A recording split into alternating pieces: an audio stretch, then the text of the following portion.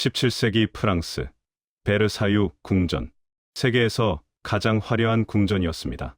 황금으로 장식된 방, 수백 개의 샹들리에, 거대한 정원. 하지만 이 화려함 뒤에는 충격적인 진실이 숨어 있었습니다. 궁전 곳곳에서 악취가 진동했고 귀족들은 복도 구석에서 보리를 봤습니다.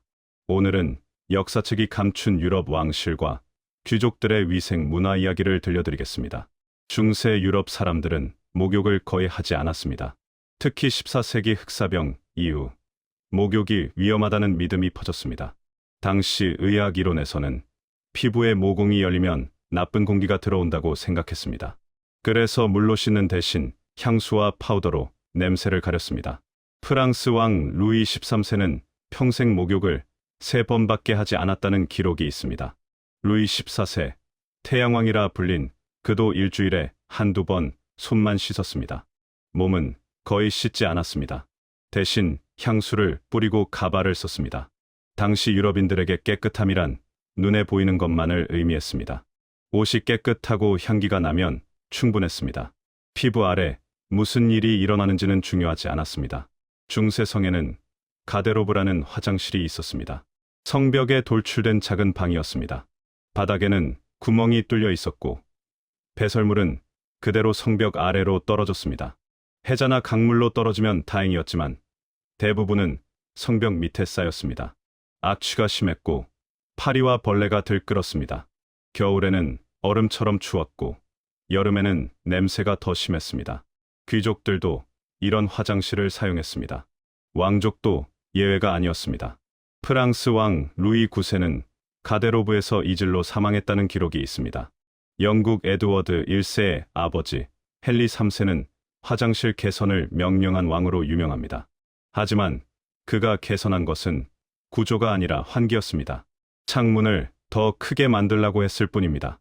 16세기부터 이동식 변기가 등장했습니다. 체어 페르세 또는 클로즈 스툴이라고 불렸습니다. 나무 의자처럼 생겼지만 좌석 아래에 도자기 통이 있었습니다. 귀족들은 이것을 침실이나 응접실에 두고 사용했습니다. 화려하게 장식된 것도 많았습니다. 금박을 입히고 벨벳 쿠션을 올렸습니다. 루이 14세의 변기는 은으로 만들어졌다고 합니다. 하지만 문제는 사용 후였습니다. 하인이 통을 비워야 했는데 대부분 창문 밖으로 버렸습니다. 궁전 정원으로, 거리로, 강으로 쏟아부었습니다. 파리의 거리는 악취로 가득했습니다. 1780년 한 외교관은 이렇게 기록했습니다. 파리의 거리를 걷는 것은 악취의 바다를 헤엄치는 것과 같다.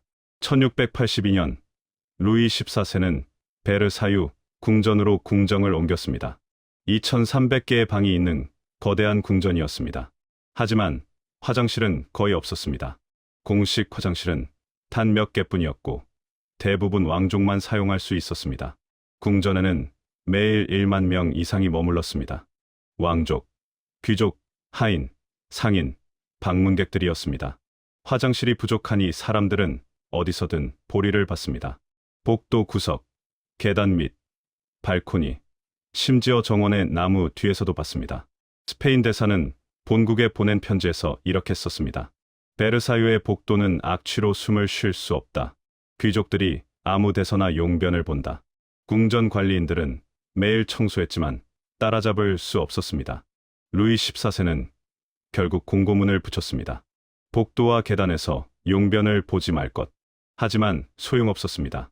궁정 귀부인들의 상황은 더 심각했습니다.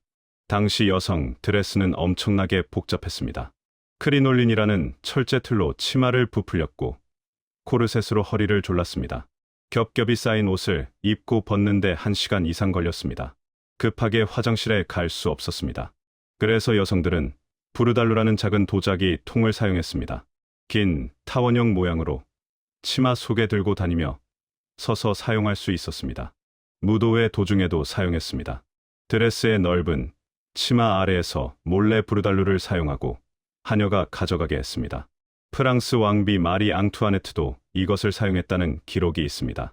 그녀의 부르달루는 도자기에 금태를 두른 고급품이었습니다. 하지만 아무리 고급이어도 본질은 변하지 않았습니다. 궁정의 화려함 뒤에는 이런 불편함이 숨어 있었습니다. 유럽에서 향수 산업이 발달한 이유는 낭만 때문이 아니었습니다. 악취를 가리기 위해서였습니다. 16세기부터 프랑스, 그라스 지역에서 향수 제조가 시작되었습니다. 처음에는 장갑에 향을 입히는 것으로 시작했습니다. 가죽 냄새를 없애기 위해서였습니다. 루이 14세는 매일 다른 향수를 사용했다고 합니다. 그는 향수의 왕이라고 불렸습니다. 하지만 진짜 이유는 몸을 씻지 않았기 때문이었습니다. 궁정 귀족들은 향수를 옷에, 가발에, 손수건에 뿌렸습니다. 심지어 집안 곳곳에 향수를 뿌린 천을 걸어두었습니다. 18세기 프랑스 귀족은 하루에 향수 한 병을 쓰는 것이 보통이었습니다. 하지만 향수로도 감출 수 없는 냄새가 있었습니다. 그것은 썩어가는 이빨과 잇몸에서 나는 악취였습니다. 당시 유럽인들은 양치질을 거의 하지 않았습니다. 영국 왕실도 크게 다르지 않았습니다. 16세기 헨리 8세의 햄프턴 코트 궁전에는 그레이트 하우스 오브 이즈먼트라는 화장실이 있었습니다. 위대한 편안함의 질이라는 뜻입니다. 하지만 실제로는 나무 판자의 구멍을 뚫고 아래의 구덩이를 판 것이었습니다. 여러 명이 동시에 앉아서 보리를 보는 공동 화장실이었습니다. 프라이버시는 없었습니다. 왕과 신하들이 화장실에서 회의를 하기도 했습니다. 엘리자베스 1세 여왕은 존 해링턴이라는 신하가 발명한 수세식 변기를 궁전에 설치했습니다. 1596년의 일입니다. 하지만 물을 공급하는 시스템이 불완전했고 소음이 심했습니다. 여왕은 몇 번 사용하다가 포기했습니다. 결국 이동식 변기로 돌아갔습니다. 영국 왕실이 제대로 된 화장실을 갖춘 것은 19세기에 들어서였습니다. 궁전만 문제가 아니었습니다. 도시의 거리는 더 심각했습니다. 파리, 런던, 베를린의 거리는 오물로 가득했습니다. 사람들은 창문에서 요강을 거리로 쏟아부었습니다. 프랑스에서는 가르들로 라고 외쳤습니다. 물 조심이라는 뜻이었습니다. 하지만 소리를 지른다고 해서 피할 수 있는 것은 아니었습니다. 길을 걷다가 머리에 오물을 뒤집어 쓰는 일이 흔했습니다. 그래서 유럽 귀족들은 높은 굽에 신발을 신었습니다. 거리의 오물을 피하기 위해서였습니다. 하이힐의 기원이 바로 이것입니다. 비가 오면 거리는 진흙과 오물이 섞인 늪이 되었습니다. 18세기 런던의 의사 존 스노우는 콜레라가 오염된 물 때문이라는 것을 밝혀냈습니다. 하지만 그때까지 수십만 명이 전염병으로 죽었습니다. 같은 시기, 동양은 달랐습니다. 조선시대 한국에는 뒷간이라는 화장실이 있었습니다. 집 뒤편에 별도의 건물로 지었습니다. 배설물은 거름으로 사용했습니다. 일본도 비슷했습니다. 에도시대 일본인들은 배설물을 모아 농가에 팔았습니다. 귀한 비료였기 때문입니다. 중국도 화장실, 문화가 발달해 있었습니다. 명나라와 청나라 궁전에는 수세식 화장실과 비슷한 시설이 있었습니다. 물론 완벽하지는 않았지만 유럽보다는 나았습니다. 16세기 조선을 방문한 유럽 선교사들은 놀랐습니다. 거리가 비교적 깨끗했기 때문입니다. 반대로 19세기 일본을 방문한 유럽인들은 일본의 목욕 문화에 충격을 받았습니다. 매일 목욕을 하는 것이 신기했습니다. 유럽인들에게 그것은 이해할 수 없는 일이었습니다. 19세기 산업혁명이 일어나면서 상황이 바뀌기 시작했습니다. 도시 인구가 급격히 증가했고 위생 문제는 더 심각해졌습니다. 1854년 런던에서 콜레라가 대유행했습니다. 한 달 만에 600명이 넘게 죽었습니다. 의사 존 스노우는 오염된 우물을 찾아냈습니다. 그 우물 근처에 오수가 스며들었던 것입니다. 이것이 계기가 되어 런던은 대규모 하수도 시스템을 건설했습니다. 토목 엔지니어 조셉 바잘제트가 설계했습니다. 1859년부터 1875년까지 16년간 공사가 진행되었습니다. 2100km에 달하는 하수도가 건설되었습니다. 오물을 강 하류로 보내는 시스템이었습니다. 파리도 1850년대부터 하수도를 건설했습니다. 하지만 프랑스 귀족들은 여전히 향수를 선호했습니다. 습관을 바꾸는 것은 어려운 일이었습니다. 1861년 영국의 배관공 토마스 크래퍼가 개량형 수세식 변기를 특허냈습니다. 그는 발명가는 아니었습니다. 수세식 변기는 이미 1596년에 존 해링턴이 발명했습니다. 하지만 크래퍼는 이것을 실용화했습니다. 물을 효율적으로 사용하고 냄새가 역류하지 않도록 개선했습니다. 유자형 배수관을 사용해 악취를 차단했습니다. 1880년대부터 수세식 변기가 보급되기 시작했습니다. 처음에는 부유층만 사용했습니다. 설치 비용이 비쌌기 때문입니다. 하지만 20세기 초가 되면서 점차 보편화되었습니다. 1910년경 런던 가정의 절반 이상이 수세식 변기를 사용했습니다. 파리는 더 늦었습니다. 1950년대까지도 많은 파리 가정이 공동 화장실을 사용했습니다.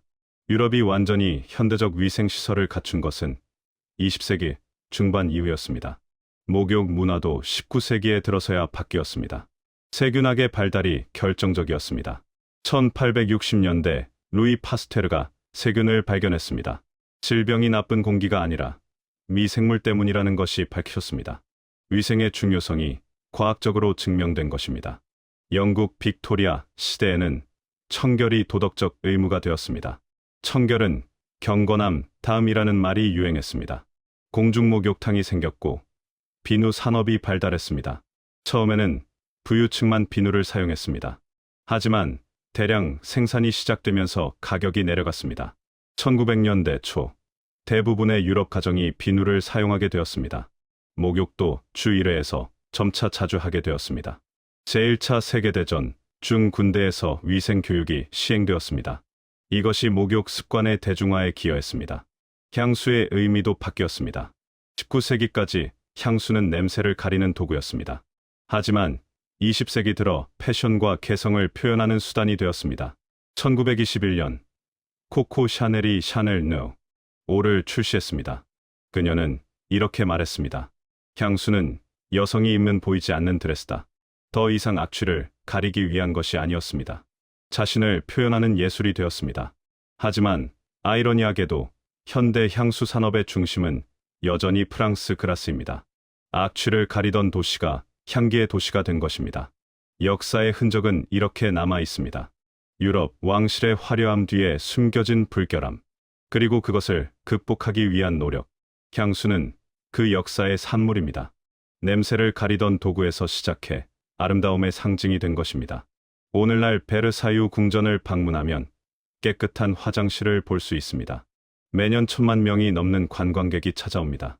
그들은 거울의 방과 정원의 아름다움에 감탄합니다. 하지만 300년 전 이곳에서 무슨 일이 있었는지 아는 사람은 많지 않습니다. 복도 구석에서 보리를 보던 귀족들, 악취를 견디며 무도회를 즐기던 귀부인들, 향수로 냄새를 가리던 왕과 왕비들. 프랑스 관광청은 이런 이야기를 잘 하지 않습니다. 낭만적인 이미지를 지키고 싶기 때문입니다.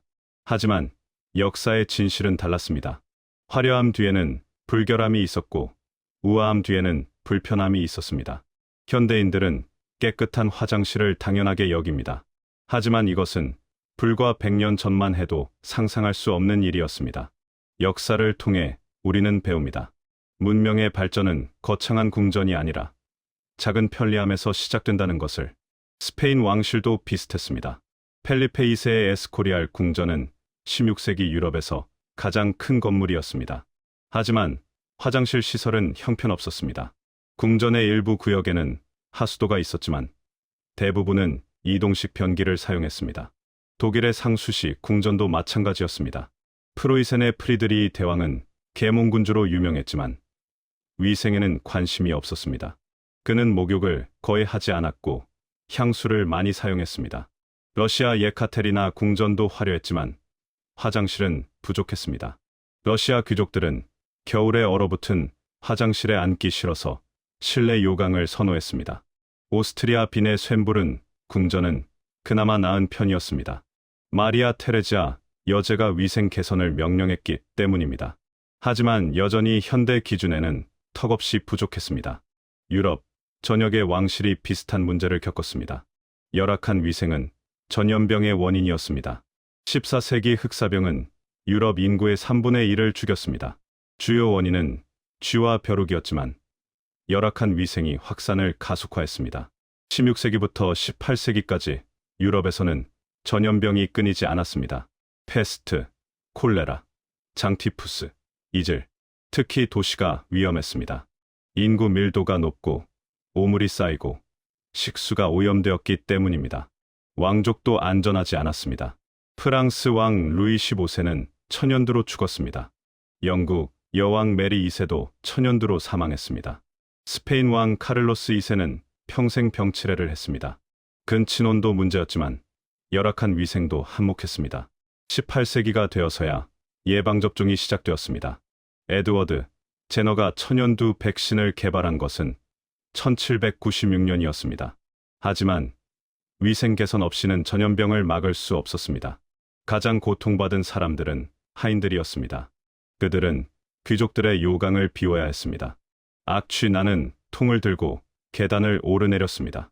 때로는 창문 밖으로 쏟아부었고 때로는 먼 곳까지 가져가야 했습니다.